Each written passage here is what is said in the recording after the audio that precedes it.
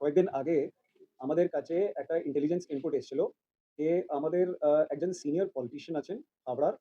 আ ওনাকে এক্সটর্ট করার এবং ওনার ছেলেরকে হানি ট্র্যাপ করে এবং কিডন্যাপ করার একটা ছকে আছে, একটা প্ল্যানিং আছে।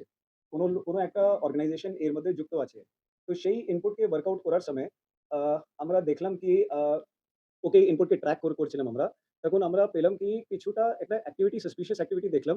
সাহেবগঞ্জ থেকে একটা হ্যান্ডেল আছে, সে এর মধ্যে এনগেজড আছে। তো সেই হ্যান্ডেল যে আছে তাকে আমরা ট্র্যাক করতে আরম্ভ করলাম।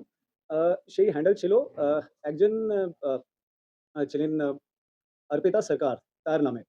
তো আমরা সেই অ্যাক্টিভিটি ট্র্যাক করলাম। সঙ্গে আমরা সিকিউর করলাম আ যে টার্গেট যে ছেলে ছিল তাকে এবং লোকাল পুলিশকে অ্যালার্ট করলাম। ওনার সেফটি সিকিউরিটি ইনশিওর করা হলো। তারপরে সেই হ্যান্ডেলের অ্যাক্টিভিটির পরিপ্রেক্ষিতে আমরা দেখলাম কি তার অ্যাক্টিভিটি অনেক ক্লোজলি হচ্ছে। একটা ছেলে আছে, তার নাম আছে হামিম মন্ডল। সেই ছেলেটি হাবড়ার और পিলখানা থাকতো আগে। আমরা দেখলাম ইদানিং ও বর্ধমানে শিফট হয়েছে। তো আমরা যখন এই অ্যাক্টিভিটিকে পুরোপুরি মনিটর করলাম, তারপরে অন 31st নাইট আমরা হামিম মন্ডলকে আমাদের হেফাজতে নিলাম ফ্রম বর্ধমান, রেনেসাঁ রেসিডেন্সি থেকে।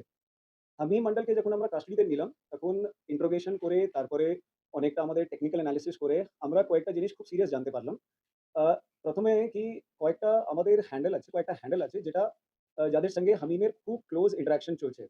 সেই হ্যান্ডেলের নাম আছে রানা, একটা ছিল উজাইর, একটা ছিল আ আবিদ জট 333, হামাদ, এরকম কয়েকটা হ্যান্ডেল সঙ্গে ওর আ ২-৩ মাস আগে ইন্টারেকশন স্টার্ট হয়। Instagram এ ফলো করতে আরম্ভ করে।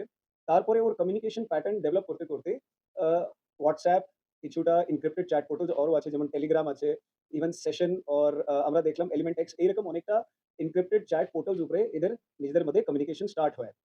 কমিউনিকেশন ডিটেইলস মধ্যে যখন আমরা গেলাম, তো আমরা দেখলাম কি এই হ্যান্ডেলস পাকিস্তান থেকে অপারেট হচ্ছে और শেহজাদ ভট্টি গ্যাং যে আছে, তাদের সঙ্গে শেহজাদ ভট্টি গ্যাং যে পাকিস্তান থেকে অপারেট হয় তাদের সঙ্গে যুক্ত আছে। যখন আমরা এর ডিটেইলস ভেরিফাই করতে আরম্ভ করলাম, তখন আমরা দেখলাম এই হ্যান্ডেলস গুলো খুবই র‍্যাডিক্যাল প্রপাগান্ডার মধ্যে ইনভলভড আছে। এরা চেষ্টা করছে কিছু ইউথকে টার্গেট করার থ্রু র‍্যাডিক্যাল প্রপাগান্ডা, যাতে কিছু সাবভার্সিভ অ্যাক্টিভিটিস কে ওরা কিছু কমপ্লিট করতে পারে, আঞ্জাম দিতে পারে। তো সেই পরিপ্রেক্ষিতে হামিম মন্ডল ওদের সঙ্গে অ্যাসোসিয়েট হয়। হামিম মন্ডলের মাধ্যমে ওরা কয়েকটা, যা আমরা এখনো পর্যন্ত যে আমাদের তদন্তের মধ্যে জানতে পেরেছি, কয়েকটা সিরিয়াস রেভেলেশনস আমাদের সামনে এসছে। আ আমাদের যে অনারেবল চিফ মিনিস্টার আছেন রাজ্যের, ওনাকেও টার্গেট করার এর মধ্যে প্ল্যানিং ছিল। আমরা দেখলাম কি কমিউনিকেশন প্যাটার্ন মধ্যে আমরা জানতে পারলাম কি হামিম মন্ডলকে টাস্ক দেওয়া হয়েছিল কি ওনার কিছু মুভমেন্টস স্টাডি করতে এবং কিছু যদি আনগার্ডেড টার্গেটেড যেখানে হতে পারে সেই মুভমেন্টস গুলো রিভিল করতে। এর উপরে আমরা একটা কমিউনিকেশন প্যাটার্ন দেখলাম।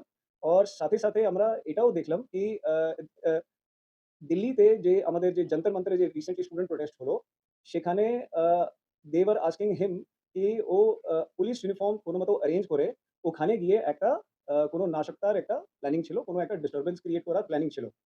তার ছাড়াও আমরা দেখলাম কি কয়েকটা এদের প্ল্যানিং মধ্যে ছিল, যের মধ্যে কিছু পুলিশ পার্সোনালস, কিছু পলিটিক্যাল পারসনস এরকম কিছু টার্গেটস গুলো ঠিক করা হচ্ছে।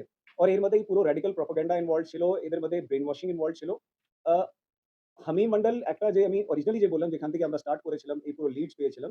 সেখানে কি আমরা পেয়েছিলাম কি Hamim Mondal was actually they were trying to influence Hamim Mondal, and Hamim Mondal was also actively involved in establishing the target of one honorable minister in Havra.